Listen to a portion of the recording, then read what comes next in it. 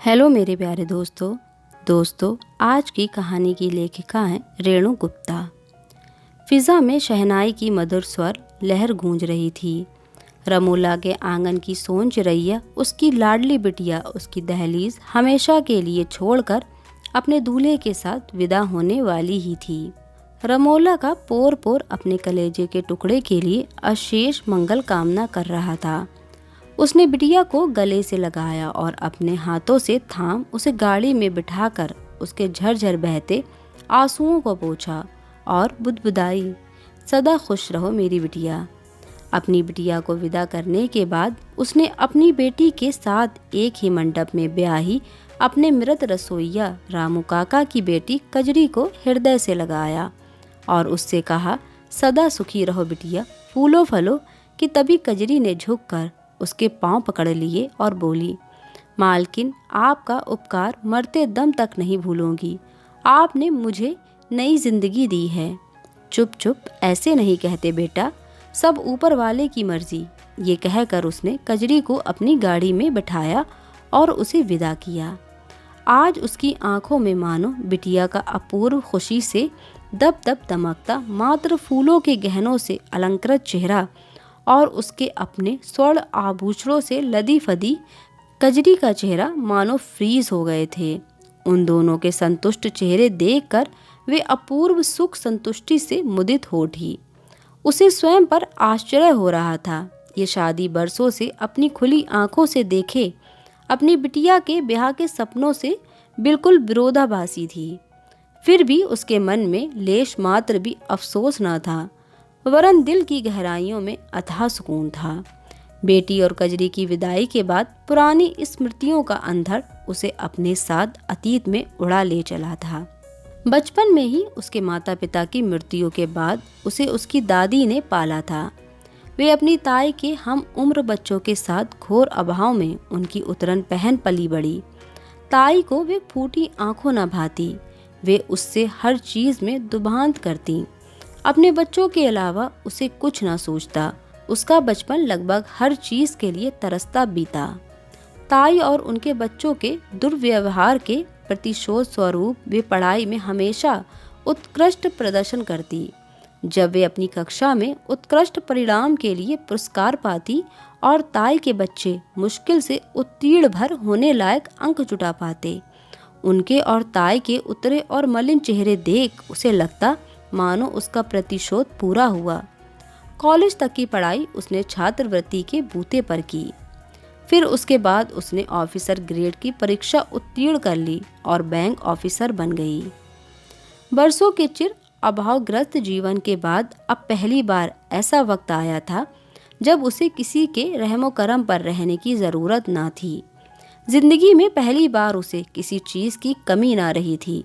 सब कुछ तो मिल गया था उसे, यश, नाम और प्रतिष्ठा। फिर उसने अपने ही बैंक के एक सहकर्मी से प्रेम विवाह कर लिया और उसकी गोद में एक नन्ही कली आ गई। उसे नित नए महंगे महंगे सुंदर कपड़े और सोने के जेवर पहनने का बेहद शौक था। आए दिन नए परिधान खरीदती और जेवर गड़वाती और उन्हें अपनी सुंदर काया पर पहन आईने में अपना मोहक प्रतिबिंब देखकर इठलाती। नियति ने उसे भरपूर रूप में संपदा से नवाजा था, पर वक्त की बिसात पर प्रारब्ध अच्छे अच्छों को मात देने से नहीं चूकता। विवाह के मात्र 10 वर्षों बाद एक दुर्घटना में रमोला के पति के पैर में घाव हो गया और वक्त के साथ वे कैंसर में बदल गया। इस वजह से पति को ऑफिस से समय से पहले रिटायरमेंट लेना पड़ा। अब रमोला की तनख्वाह और पति की पेंशन दवा दारू और कीमोथेरेपी में खर्च होने लगी। रमोला के शौक धरे के धरे रह गए। इन हालातों में रमोला की चिर त्रसित प्रवृत्ति उसे बहुत दुख देने लगी। अब वे पहले की भांति पोशाकें और जेवर खुले हाथों न खरीद पाती। एक दिन बैंक में उसके एक वयोवृद्ध क्लाइंट ने अपने अकाउंट से रुपए निकालने के लिए चेक पर साइन किए, लेकिन वृद्धावस्था में हाथ कांपने की वजह से साइन ठीक नहीं हो पाए। रमोला ने उस क्लाइंट से दूसरे चेक पर साइन करवा कर उसे कैश दिलवा दिया, लेकिन उस पहले साइन किए हुए चेक ने उसे आसानी से पैसे कमाने का एक धांसू आइडिया दे दिया। उसने वे चेक कैंसिल नहीं किया और धड़कते दिल से उसमें 1 लाख की रकम भरी और उसे उस वयोवृद्ध क्लाइंट के अकाउंट से निकाल ली। उसने अपने 2-3 अन्य रईस वयोवृद्ध क्लाइंट से यही तरीका अपनाकर उनके अकाउंट से पैसा अपने अकाउंट में ट्रांसफ़र कर लिया। पर कहते हैं ना, पाप का घड़ा एक ना एक दिन ज़रूर भरता है। एक दिन उसे खबर मिली कि उसके एक वयोवृद्ध क्लाइंट भगत जी गंभीर रूप से बीमार बिस्तर पर पड़े हैं। इस खबर को सुनकर रमोला के खुराफाती मन में एक विचार कौंधा। उसने भगत जी के साइन को ध्यान से देखा था और अनायास उसे बनाने की कोशिश की, जिसमें वे पहली ही बार में बहुत हद तक सफल रही।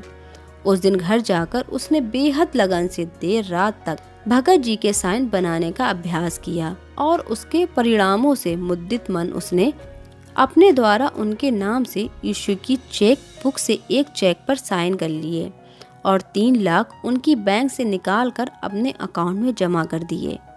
भगत जी के अकाउंट से 3 लाख हड़पने के करीब सप्ताह भर बाद ही संयोग से उनका बेटा बैंक आया और जब उसने पिता के अकाउंट का स्टेटमेंट चेक किया, वे ये देखकर बुरी तरह से चौंक गया कि पिता के बिस्तर पर पड़े होने के बावजूद उनके अकाउंट से एक बड़ी रकम निकाली गई थी। उसने बैंक मैनेजर से मिलकर पूरे मामले की गहन छानबीन करवाई, जिससे रमोला का अपराध सिद्ध हो गया। उसके खिलाफ बैंक में इंक्वायरी कमीशन बैठा। अपराध जग जाहिर होने से समाज में रमोला का जीना दुश्वार हो गया था। जहां जाती उसकी करतूतों का कच्चा चिट्ठा उससे पहले पहुंच जाता। इस बात को लेकर उसके ईमानदारी में विश्वास रखने वाले पति और बच्चे उससे अलग ताने सुनाते। उसकी बेटी बैंक में कार्यरत एक ईमानदार क्लर्क लड़के से विवाह बंधन में बंधना चाहती थी, जबकि महत्वाकांक्षी रमोला उसका विवाह किसी उच्च पदस्थ रईस लड़के से करना चाहती थी। उन्हीं दिनों एक दिन अचानक उसे स्ट्रोक पड़ा और उसके प्रभाव में उसका पूरा चेहरा विकृत हो गया। एक तो पूरी दुनिया में बदनामी का दंश, ऊपर से चेहरे की विकृति ने उसे तोड़ कर रख दिया था। जब जब वे आईने में अपना बदसूरत चेहरा देखती, हृदय में जैसे शूल चुभते। चेहरे की विकृति के रूप में ईश्वर ने उसे उसके अपराध की सजा दे दी। विधाता ने उसका सौंदर्य छीनकर उसे गहने कपड़ों जैसी चीजों की निरर्थकता का भान करा दिया। घोर मानसिक स्थिति में उसकी अंतरात्मा उसे धिक्कारने लगी थी और उसने मन ही मन एक निर्णय लिया। जिस पैसे के पीछे उसने अपना ईमान बेच दिया था, वे बेईमानी से कमाए उन पैसों को किसी जरूरतमंद को दान दे देगी। उन्हीं दिनों उसके घर में कार्यरत उसके पुराने रसोइये रामू की अचानक हृदयघात से मृत्यु हो गई। जब उसकी विधवा ने उसे बताया कि पति की मृत्यु की वजह से उसकी बेटी का रिश्ता टूट गया है, रमोला ने मन ही मन अपने अपराध के प्रायश्चित का मार्ग सोच लिया था। उसने रामू की विधवा के हाथों में अपने प्राणों से प्रिय गहनों के साथ बेईमानी से कमाए गए 10 लाख का चेक थमाया और उसे आश्वासन दिया कि उसकी बेटी का विवाह वे करेगी। तभी अपने फोन की बजती घंटी की आवाज से रमोला अतीत की अंधेरी सुरंग से बाहर आई थी। उसने आज कजरी को अपनी ड्यूटी से विदा किया था और अपनी बेटी को अपने होने वाले ईमानदार बैंक क्लर्क दामाद की इच्छा अनुसार मात्र 1 रुपए का शगुन देकर एक जोड़े में बिना एक भी गहने के ब्याह था। आज उसका प्रायश्चित पूरा हुआ था। नई भोर का सूरज नूतन आशाओं की लाली बिखेरता धीमे धीमे उग रहा था। उसे लगा था उसके प्रायश्चित के साथ साथ उसके जीवन में भी नई उम्मीदों का विहान हो उठा था। दोस्तों, अगर आपको ये कहानी पसंद आई हो तो प्लीज़ वीडियो को लाइक कीजिएगा और चैनल को ज़रूर सब्सक्राइब कीजिएगा। Thanks for watching.